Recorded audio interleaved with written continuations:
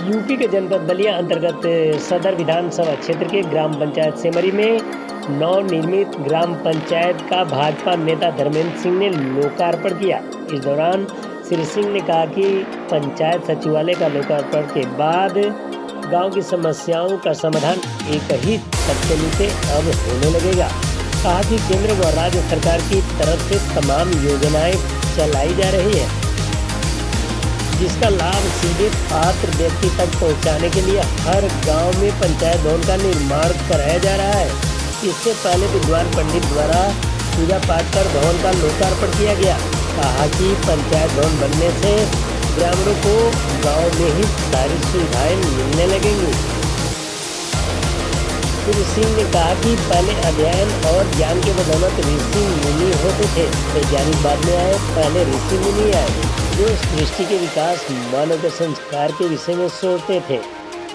श्री सिंह ने कहा कि पूर्व मुख्यमंत्री अखिलेश यादव अपने परिवार के लिए कार्य करते हैं।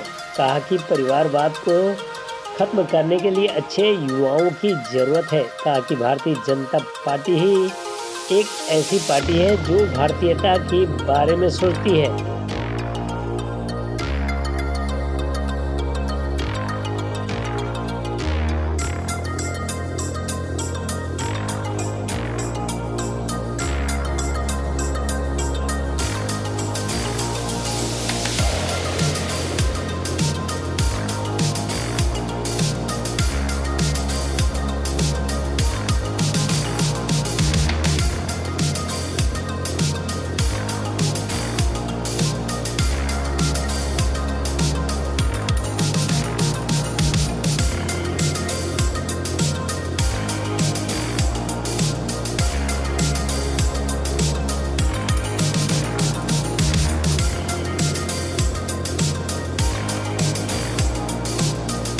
आइए सुनते हैं भाजपा नेता धर्मेंद्र सिंह ने क्या कुछ कहा।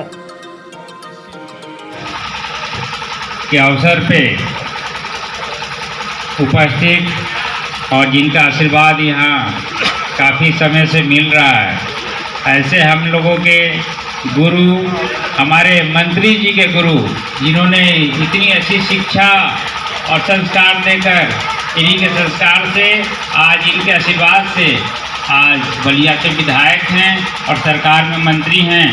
ऐसे गुरुजी मुक्तिनाथ पांडे जी, हमारे गुरुजी भालचंद पांडे जी, भैरव पांडे जी, सुजीत पाठक जी और हमारे युवा और कर्मठ हमारे प्रधान, जिनके अथक प्रयास और परिश्रम से ये मूर्ति रूप ये अपना सचिवालय ले पाया है। ऐसे पप्पू यादव जी, ओंकार नाथ पांडे जी, मोहन नाथ पांडे जी और हम लोगों के नेता मिंकू बाबा, जिनको योगी जी भी परिचय में, पूरा परिचय तो काफ़ी बड़े बड़े नेता और भी थे, इनसे उम्र में भी बड़े थे और इनकी हाइट में भी बड़े थे, लेकिन विधायक और मंत्री भी थे। लेकिन मिंटू बाबा से 2-3 मिनट कम से कम बात किए होंगे और पूरा इनका परिचय मंत्री जी भी दिए कि भाई हमारे शक्ति केंद्र के प्रमुख भी हैं और मिंटू बाबा हमारे पार्टी के लिए काम करते हैं। ऐसे हमारे मिंटू पांडे जी और हम लोगों के युवा साथी राहुल जी, जो छात्र जीवन से ही राजनीति में रहे, इलाहाबाद से आकर के गांव में भी, और इनका सपोर्ट हम लोग को मिलता रहता है। आज आप सभी यहाँ पर पधारे हैं इतने पुनीत कार्य के लिए, क्योंकि हमारे मोदी जी आपके आशीर्वाद से प्रधानमंत्री बनते हैं 2014 में, तो उनका भी संकल्प था कि जैसे प्रधानमंत्री जी का सचिवालय होता है और हमारे मुख्यमंत्री जी का सचिवालय होता है, ऐसे सचिवालय जो है हर गांव में हर ग्राम सभा का सचिवालय बने।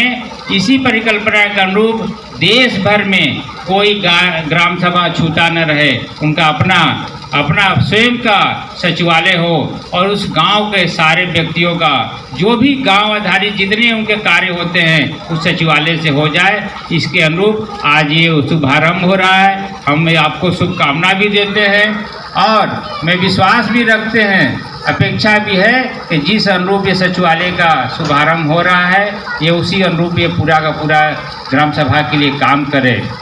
आप लोगों ने अभी वार्ता में बताया, कुछ लोगों ने बताया भी कि हनुमान जी को शक्ति मिली है।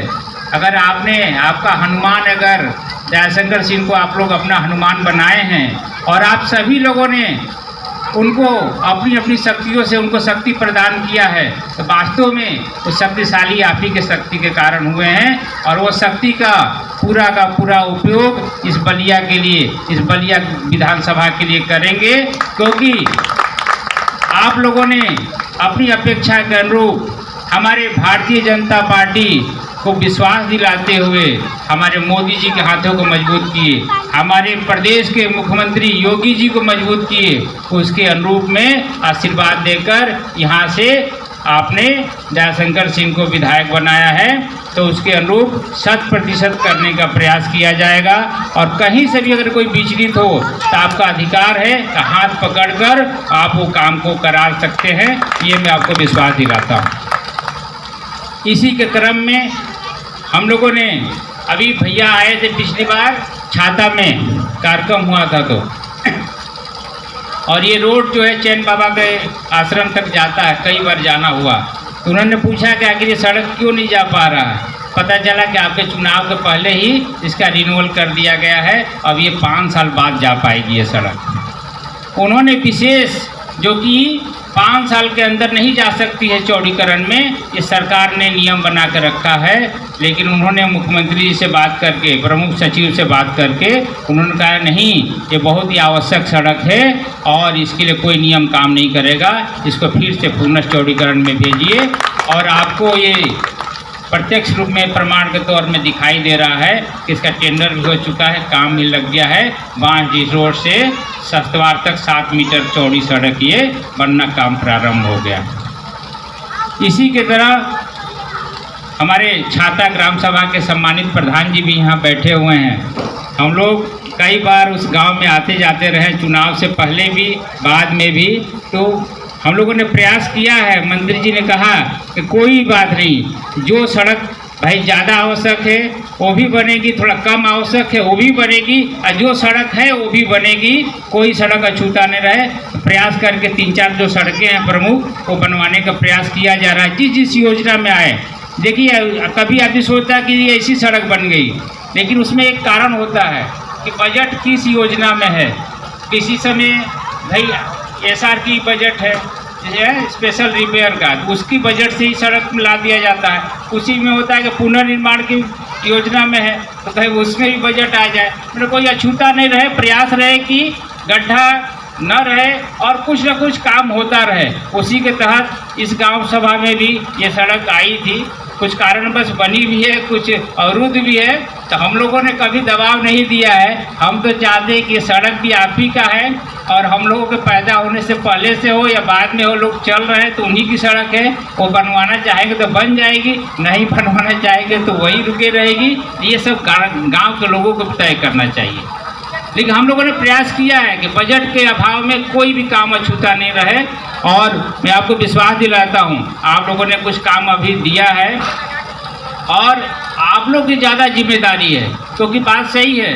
हम हो सकता है कि भाई इतने गाँव में जाते हैं, हो सकता है कि मैं भूल जाऊं, तो मौखिक का लिखित रूप में देंगे तो कतई नहीं भूलेंगे, क्योंकि प्रधान जी अभी बता रहे थे कि एक सड़क नाप कर गया है जी, तो इसलिए हो पाया है। तो आप लोगों ने लिख कर दिया होगा कि ये सड़क बनानी है, तो इसलिए वो दे दिया गया है और वो फिर नाप कर गया है। तो ये नहीं कि 2 महीने बन जाएगी, 2 महीने भी बन सकती है, 6 महीने भी बन सकती है, क्योंकि सरकार की अनुरूप वो काम जाता है और बजट होकर जब आता है तब एक काम हो पाता है। लेकिन आप लोगों ने जो जो कामें दिया है, हम आपको विश्वास दिलाते हैं वो सारे कार्य अगर कागज में है, वो काम अगर कोई अवरुद्ध न करे, कोई विशेष तौर पर व्यक्तिगत तो टूट जाएगा, वो तो बन जाएगा, लेकिन कोई कारण ऐसा हो सरकारी का नहीं हो सकता है, तभी वो काम रुकेगा। नहीं तो सारे के सारे काम आपको 2-3 साल के अंदर सब बन जाएंगे। आपने प्राथमिकता लिखा है, उसी प्राथमिकता के तहत पर अभी बताया गया कि नहीं, जो 5वें नंबर की सड़क है वो ज़्यादा आवश्यक है, तो हमने उसको अति आवश्यक लिख लिया है। क्योंकि आपने तो 1 2 3 4 5 6 करके लिखा है, लेकिन 5वें नंबर वाली बता रहे हैं कि ज़्यादा आवश्यक है, तो मैंने उसके आगे आवश्यक लिख दिया।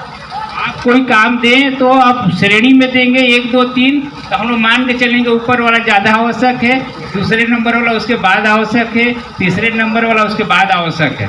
इससे हम लोग को भी डिफाइन करने में थोड़ा सा आसानी रहती है। लेकिन आप देख रहे होंगे कि 2014 के बाद आपके अनुरूप सकारात्मक सरकार आई है। हमारे मोदी जी कहते हैं कि 140 करोड़ जनता जनार्दन है, तो मैं 140 करोड़ जनता जनार्दन का सेवक हूँ। और सेवक कौन बनाया, सेवा करने का मौका किसने दिया? 140 करोड़ जनता में ही काफ़ी लोगों ने उनको वोट दिया, और काफ़ी लोगों ने भाजपा को वोट नहीं दिया। लेकिन हमारे मोदी जी सबके लिए काम करते हैं, जिसने वोट दिया उसके लिए भी और जिसने वोट नहीं दिया उसके लिए भी, क्योंकि वो तो प्रधानमंत्री सबके हैं, पूरे भारत के प्रधानमंत्री हैं। लेकिन कुछ असुर शक्तियाँ हैं, इसलिए असुर शब्दों का उपयोग कर रहा हूँ। असुर शक्तियाँ हैं क्योंकि वो भी प्रश्न चिन्ह उठाते हैं कि राम काल्पनिक है, कृष्ण काल्पनिक है। अरे भाई, अगर बात करें तो हम करें कि प्राचीन काल से ये जो लिखित में है, प्रमाण के साथ है, उसको काल्पनिक कर रहे हैं। अच्छा, रामनवमी की तिथि को ही किस समय सूर्य कहाँ थे, चंद्रमा कहाँ थे, सबकी ग्रह के नक्षत्र सब मानते हैं, वैज्ञानिक भी मानता है, सारे ग्रह विद्यमान है, आज भी विद्यमान है। उसी के अनुरूप रामनवमी के दिन हमारे राम का जन्म हुआ, कृष्ण अष्टमी की अष्टमी के दिन कृष्ण का जन्म हुआ। तब ये काल्पनिक कैसे हो गए सारे कुछ? अगर राम नहीं थे तो रामेश्वरम कहाँ से हो गए? ये सारी चीज अभी भी विद्यमान है, लेकिन असुर शक्तियों ने कुछ ऐसा कालखंड आया कि उन लोगों ने ऐसा भावना बना दिया, ऐसा नैरेटिव सेट कर दिया पूरे देश में कि सारी चीज काल्पनिक है, सारे कुछ सत्य हैं, और उसी सत्य के आधार पर ही पूरी सृष्टि चल रही है। सारे लोग उसको मान रहे हैं। आज जिस वैज्ञानिक की बात कर रहे हैं, वैज्ञानिक शब्द तो बाद में आया, ऋषि मुनि महर्षि पहले आए।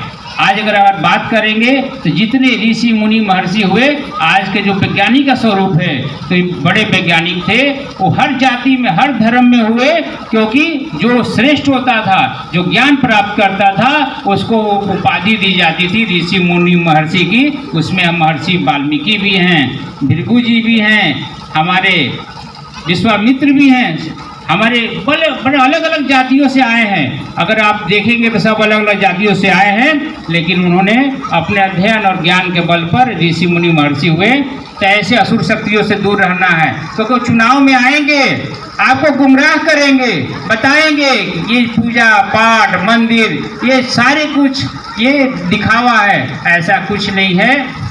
कहीं देश में अछूतापन का दूर कर रहे हैं, जाति का भेदभाव पैदा कर रहे हैं। आपने देखा है, अगर जाति में ही उनको विश्वास होता तो भाई, अगर हमारा अखिलेश यादव हैं तो भाई उनका भाई आकर आजमगढ़ में क्यों आके सांसद बनता है? वहाँ तो दुर्गा यादव 8 बार से विधायक हैं। अगर यादव में ही उसको विश्वास था तो कहानी दुर्गा यादव को यहाँ से सांसद बना दिया आजमगढ़ से। उनसे योग्य भी हैं, उनसे ज़्यादा प्रमाणित भी हैं, और आजमगढ़ से सभी लोग जानते हैं कि दुर्गा यादव सपा के बड़े नेता हैं। तो अगर आप सपा के ही बड़े नेता को सांसद बनाना था तो दुर्गा यादव को क्यों नहीं बनाया? लेकिन वहाँ तो उनको पहले परिवार का विकास करना है, परिवार में भी पहले अपने बेटे का विकास करना है, क्योंकि उसका तो मुलायम सिंह जी ने दे दिया उदाहरण कि जब मुख्यमंत्री बनाने की बात आई तो उनके यहाँ तो उनके परिवार में ही उनसे श्रेष्ठ लोग थे, लेकिन जब आया कि नहीं अपना, तो अपना मतलब अपने से जो पैदा किया हुआ लड़का है उसको पहले हम मुख्यमंत्री बनाएंगे। ये चीज़ आपको जनता में जानना चाहिए, पहचानना भी चाहिए। अगर आज़ादी के बाद से बात करेंगे, राजनीतिक बात नहीं है, लेकिन राजनीतिक बात करना है, क्योंकि आपके मन में वो विचार आना चाहिए कि भाई कांग्रेस जो थी आज़ादी के पहले राष्ट्रवादी पार्टी थी। राष्ट्रवादी पार्टी किस लिए थी? कि जो देश के बारे में, राष्ट्र के बारे में सोचता था वो सारे लोग कांग्रेस के नेता थे। चाहे हमारे सरदार पटेल हों, सुभाष चंद्र बोस हों, हमारे डॉक्टर हेडगेवार हों, हमारे श्यामा प्रसाद मुखर्जी हों, सारे लोग कांग्रेस के नेता हुआ करते थे। आप कहेंगे कि कांग्रेस ये इकलौती पार्टी थी, ऐसा भी नहीं था, क्योंकि मुस्लिम लीग की स्थापना तो 1905 में ही हो गई थी। 1905 में ही 2 पार्टियां चल रही थी, मुस्लिम लीग भी थी और कांग्रेस भी बनी थी। तो कांग्रेस में वही लोग थे जो भारत और देश के बारे में सोचते थे, तो सारे लोग कांग्रेस में हुआ करते थे। लेकिन आज़ादी के बाद स्वरूप चेंज हो गया। भाई वहाँ क्या आया कि भाई नेहरू जी के बाद बस 2 साल के लिए लाल बहादुर शास्त्री आते हैं, उनकी भी हत्या करा दी जाती है, सबको पता है, क्योंकि भी परिवारवाद का ही बलि चढ़ गए। क्योंकि भाई नेहरू जी के बाद इंदिरा जी के बाद संजय गांधी के बाद राजीव गांधी के बाद सोनिया गांधी के बाद आज देख रहे हैं राहुल और प्रियंका, सारे लोग दिख रहे हैं। इसी तरह आप देखेंगे सारे नेताओं का सब परिवारवाद है। इसीलिए हमारे मोदी जी ने इस बार लाल किले से आह्वान किया है 1 लाख युवाओं का आह्वान किया है कि आप लोग आइए और राजनीति करिए। अच्छे लोग अच्छे परिवार से न हो, हर परिवार से अच्छा लड़का हो वो आवे और राजनीति के क्षेत्र में भी आगे जाए, क्योंकि इस परिवारवाद को खत्म करने के लिए अच्छे युवाओं की जरूरत है। और अच्छे युवा हर गांव में हर जगह विराजमान है। ऐसा नहीं है कि मुलायम सिंह के घर में ही विराजमान है, सभी के घरों में वो विराजमान है। ऐसा नहीं है कि गांधी परिवार में ही वो लड़के विराजमान है, सभी जगह राजनीति कर सकता है। इसका उदाहरण तो आपको मोदी जी और योगी जी के रूप में दिख रहा है कि मोदी जी का परिवार कहीं से भी ऐसा नहीं था कि उनके परिवार में कोई राजनीतिक व्यक्ति था, लेकिन मोदी जी आज देश के प्रधानमंत्री हैं, योगी जी उत्तर प्रदेश के मुख्यमंत्री हैं। आप देखेंगे विशेष आप देखेंगे उड़ीसा से लेते हुए, आप मध्य प्रदेश से लेते हुए, महाराष्ट्र से लेते हुए, जो भी प्रदेश देखेंगे सब बच्चों ने अपने सामान्य परिवार से जाकर मेहनत करके आज देश प्रदेश के मुख्यमंत्री बने हुए हैं। तो ऐसी पार्टी के हम लोग सदस्य हैं। हम लोग को गर्व है कि हम लोग भारतीय जनता पार्टी के सदस्य हैं, क्योंकि वो पार्टी देश निर्माण के लिए, देश के लिए काम करती है। तो हमको भी गर्व होता है उस पार्टी के सदस्य होने में, क्योंकि भारतीय जनता पार्टी भारत की 140 करोड़ जनता के बारे में सोचती है, भारत और भारतीयता के बारे में सोचती है, और इसके जितने भी सनातन जिसकी बात हो रही है उसको अनुरूप वो काम करती है। आज तो भाजपा 40 साल पहले आई है, लेकिन देश के तो सनातन के लिए और देश के राष्ट्रीयता की लड़ाई तो सदियों से लड़ते लोग आ गए हैं। 700-1000 पहले से आए हैं। अलग अलग कालखंड में अलग अलग हुए, चाहे शिवाजी हुए, चाहे महाराणा प्रताप हुए, बाल के कालखंडों में आपने देखा आज़ादी के समय भी सुभाष चंद्र बोस हुए, चंद्रशेखर आज़ाद हुए, भगत सिंह हुए, सब राष्ट्र के लिए, भारत के लिए लड़ते आए हैं। इसी तरह भाजपा ने भी आकर राष्ट्रवादी पार्टी के रूप में काम कर रही है। इसीलिए हम लोग भारतीय जनता पार्टी के सदस्य हैं। आप लोगों ने हमको यहाँ बुलाया और हमको सम्मान दिया, बहुत बहुत धन्यवाद। आदरणीय श्री धर्मेंद्र सिंह जी और उनके साथ आए हुए आप सभी सम्मानित जनों का मैं पूरे ग्राम सभा सेमरी की तरफ से बहुत बहुत हार्दिक अभिनंदन, स्वागत और बहुत बहुत अभिनंदन करता हूं। निश्चित रूप से एक ऐसा पल जो हर प्रधान प्रतिनिधि के जीवन में आता है, सामाजिक कार्यों में बढ़ चढ़ करके करने के लिए उसके एक ऐसा स्थान चयन करने की जरूरत पड़ती है जहां पर बैठ करके पूरे गांव के लोगों की समस्याओं को सुन सकता है और उसको निदान करने के लिए प्रयास कर सकता है। और मुझे गर्व है अपने उस नेतृत्व का जो दिल्ली में बैठ करके भारत के कोने कोने में बैठे आम जन के लोगों के समस्याओं को दूर करने के लिए एक नया संकल्प तैयार करती है। मुझे गर्व है भारत के प्रधानमंत्री नहीं, पूरे विश्व के सर्वाधिक लोकप्रिय प्रधानमंत्री नरेंद्र मोदी जी पे, और मुझे गर्व है इस देश के नहीं पूरे विश्व के सबसे लोकप्रिय मुख्यमंत्री योगी आदित्यनाथ जी महाराज पे, जो ऐसे संकल्प से रूपी विचार अपने जीवन में लाएं और ऐसा कार्यक्रमों के आयोजन करने के लिए अनेकों अपने महत्वपूर्ण अंगों को ऐसे जिम्मेदारी दें। हर ग्राम सभा में पंचायत भवन बनाना आज से पहले भी अनेकों सरकार हुआ करते थे, और सरकार के अनेकों काम को गिनाने के लिए आप सबके पास पुख्ता इंतजाम और सबूत भी हैं। एक बात मैं आप सबसे सिर्फ ये निवेदन जरूर करने आया हूँ, अगर हम सब लोग वोट देते हैं, अगर हम सब लोग मदद करते हैं, सहयोग करते हैं, तो हमारा सबसे बड़ा धर्म होता है कि वोट के बाद हम कितना जागरूक बने। और आज जिस जागरूकता के साथ मैं समझता हूँ इस छोटे से ग्राम सभा के रूप में भी जिस प्रकार से आप सबने एक ऐसा प्रधान को चुना जिसका हाथ पकड़ करके अपने विचार और अपने व्यवहार के लोग कोई भी काम करा सके, वैसे मैं कर सकता हूं कि हमने ऐसा विधायक को भी चुना है जिसके मंत्री जिस सरलता और सहजता के साथ हम लोग के पास आते हैं, मैं कह सकता हूं आज के दौर में एक मिसाल स्थापित है। मैं धर्मेंद्र भैया से एक विशेष निवेदन जरूर करूंगा। मिंकू बाबा, थोड़ा सा बस 2 मिनट अपनी बात रखूंगा, उसके बाद आप सब लोग चर्चा करिएगा। मैं धर्मेंद्र भैया से एक बात जरूर कहूँगा, हम सब लोग के मुझे गर्व है कि हम लोगों ने उस नेता को अपना विधायक बनाना है जो परम पूज्य मुख्यमंत्री योगी आदित्यनाथ जी के हृदय में एक विशेष स्थान रखते हैं। और देश के कोने कोने में हमने उस नेता को चुना है जो देश के अनेकों युवा मुख्यमंत्रियों के विशेष सारथी के रूप में काम करते हैं। इसलिए मैं आप सब गांव के लोगों की तरफ से धर्मेंद्र भैया से आग्रह करूंगा कि आपके पास कलम के पास वो ताकत है कि इस क्षेत्र का कोई भी गांव और गली बाकी न रहे। आप सब लोग हम लोगों के मार्गदर्शक के रूप में काम करें, मैं इतना जरूर कहूँगा। और पंचायत स्तर पे अनेकों प्रकार की योजनाएं केंद्र और प्रदेश सरकार चला रही हैं, लेकिन एक तो अलग से जरूर होना चाहिए जो बलिया नगर विधानसभा को उत्तर प्रदेश के सारे विधानसभाओं में सबसे आदर्श विधानसभा बने। उसके लिए छोटे छोटे इकाइयों को मिला करके हम लोग को काम करना होगा, तब हम लोग निश्चित रूप से मोदी जी के सपनों के अनुरूप विकसित भारत का एक आधार तैयार कर सकते हैं। कहने और सुनने के लिए बहुत सारी बातें हैं।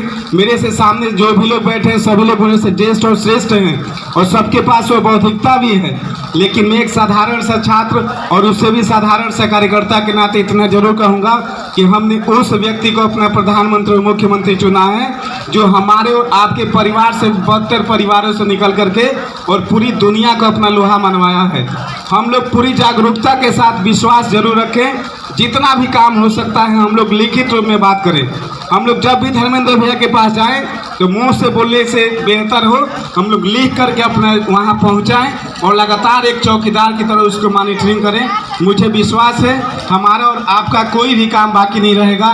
बाकी आप सबकी भावनाओं और सबके विश्वासों को सम्मानित करते हुए इस कार्यक्रम में इतना जीवटता के साथ इतना समय देने के लिए आप सबकी तरफ से और इस कार्यक्रम के मुख्य अतिथि अपने प्रिय बड़े भाई श्री धर्मेंद्र सिंह जी का बहुत बहुत स्वागत और अभिनंदन करता हूँ। बहुत बहुत धन्यवाद।